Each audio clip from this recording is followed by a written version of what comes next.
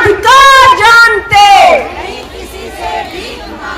हम अपना अधिकार को डरा कर बिठा रखा है कि कोई सवाल मत पूछिए, कोई बात मत रखिए अपनी। और आप सारी बहनें आज इकट्ठा हुई हैं तो जरूर बात बनेगी। आपको जिंदाबाद। देखिए, सबसे पहले जो हमें समझने की जरूरत है वो ये बात कि अभी रिपोर्ट आई थी पिछले साल, उसमें ये समझ में आया कि इस देश में 8 परिवार ऐसे हैं जिनके पास देश की आधी पूंजी, आधी संपत्ति इकट्ठी है। समझ रहे हैं आप? 8 परिवारों के पास इस देश में आधी से ज्यादा संपत्ति एकत्रित हो गई है और बाकी के सारे देश में 1.4 बिलियन का देश है हमारा। आप समझ रहे हैं? बाकी सबके पास 50% से कम है। ये कैसे हो रहा है? ये खुद तो नहीं होता। सरकार की नीतियां ऐसी हैं कि कुछ चंद परिवार हैं, कुछ चंद कॉरपोरेट हैं जिनके लिए नीतियां बना रही है ये सरकार। उनकी जेबें भरी जा रही हैं, वो अमीर होते जा रहे हैं और बाकी सब लोगों के ऊपर कहर। आप सब लोग, हम सब आपके यहां पर इसलिए आए हैं क्योंकि आपने इतना बढ़िया काम किया है, ना केवल आंगनवाड़ियों में बल्कि कोविड में जब महामारी चल रही थी तब भी आपने बिना किसी हिचक के, बिना किसी डर के घर घर जाके देश को संभाला।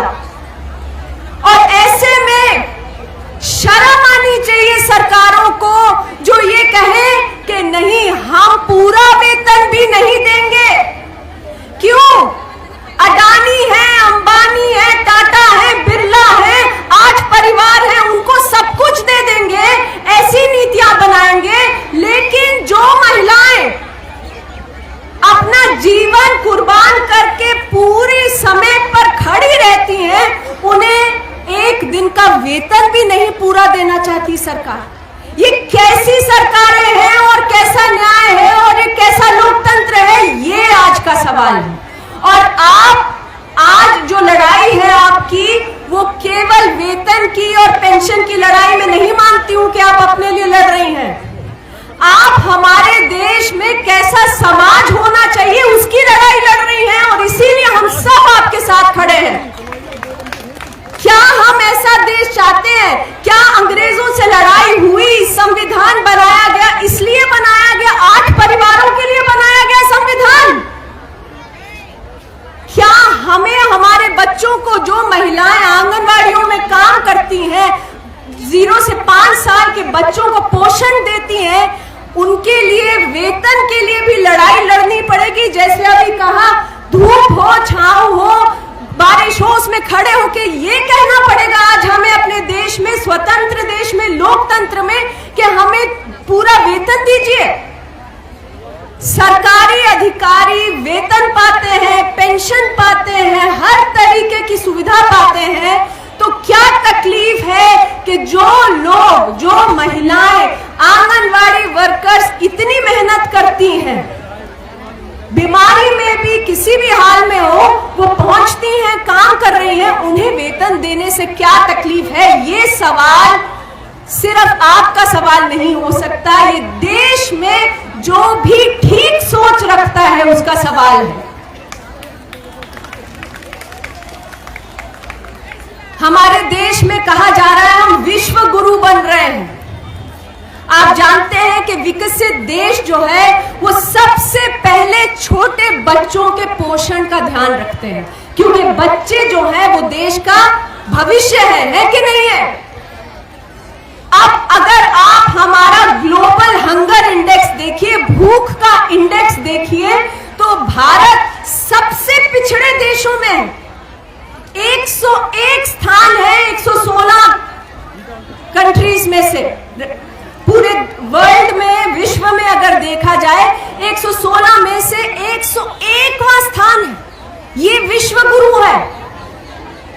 और इसके अंदर सबसे ज्यादा कुपोषित संख्या जो बिल्कुल छोटे बच्चे हैं, 5 साल की उम्र से नीचे बच्चे, उनकी है। तो क्या हमारे देश में प्रायोरिटी क्या होनी चाहिए? हमारे देश को किस चीज की जरूरत है? आज हमारे देश में सबसे ज्यादा प्रायोरिटी होनी चाहिए बच्चों को सही पोषण मिले। वो पोषण कहां मिलेगा? वो आंगनबाड़ी में मिलेगा। इसलिए आपकी जो आज मांगे हैं वो पूरी तरह से जायज और पूरी तरह से जरूरी मांगे हैं, क्योंकि आप अगर सही से अपना जीवन यापन नहीं कर पाते तो आप आंगनवाड़ी में कैसे, किस तरीके से हम एक्सपेक्ट करते हैं कि आंगनवाड़ियां चलेंगी, सही से चलेंगी। और बच्चों को पोषण पहुंचाना, तमाम तरीके की जो बाकी काम आप करते हैं रोज द रोज, कोविड के टाइम पे घरों पर जाकर आपने लोगों की मदद करी है, वो सारा काम जो है वो कभी तभी होगा जब आप हैं। और आपकी जो पूरे अधिकार हैं, संवैधानिक अधिकार हैं, वो जरूर मिलने चाहिए। हम सब आपके साथ खड़े हैं। जो खाद्य सुरक्षा का जो अभियान है, नेशनल कैंपेन है, जो राइट टू फूड का, दिल्ली रोजी रोटी अधिकार अभियान, हम सब आपके साथ जम के खड़े हैं। आपकी लड़ाई में हम आपके साथ हैं। आपको बहुत बहुत जिंदाबाद। और मैं तो कहती हूं कि बिना लड़े कुछ नहीं मिलता।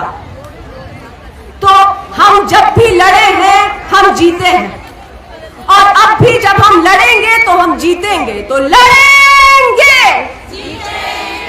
लड़ेंगे, और हम अपना अधिकार मांग रहे हैं। जैसे कहा गया, किसी से कोई भीख नहीं मांग रहे हैं, तो हम अपना अधिकार जान